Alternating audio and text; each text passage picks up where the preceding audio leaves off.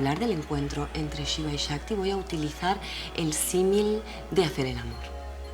Cuando lo masculino se encuentra con lo femenino, que es la pura energía vital, en ese momento comienza el encuentro. Es un encuentro que es muy poderoso cuando hay absoluta presencia. Todas las ideas que tenemos acerca de ese encuentro sexual previas o todos los deseos e ilusiones que estemos poniendo en ese encuentro nos están impidiendo sentir el verdadero encuentro, tal y como está sucediendo. Shiva está totalmente presente, ¿sí? Como un samurái, indivisible. Y Shakti está fluida con el corazón abierto, en un estado de confianza. Y entonces nos dejamos llevar.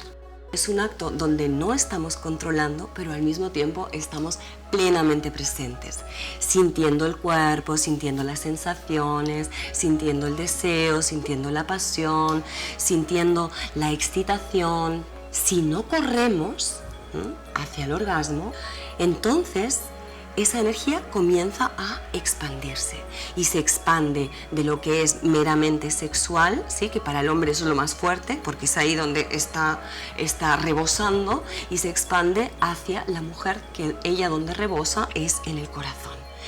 Entonces ese encuentro comienza a suceder, se expande por el sistema nervioso y finalmente, cuando no tenemos ninguna prisa, acontece algo muy distinto a lo que conocemos como el orgasmo sexual, sino que ocurre una expansión, y en esa expansión realmente la sensación extática es de mucho silencio, de mucha expansión, de mucho amor, de mucha presencia.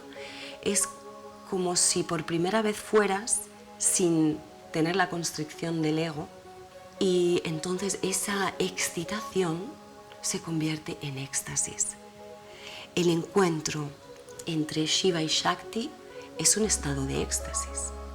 Esto es lo que en Tantra llamamos Mahamudra, un estado de no mente, donde la energía y la consciencia se funden en el presente.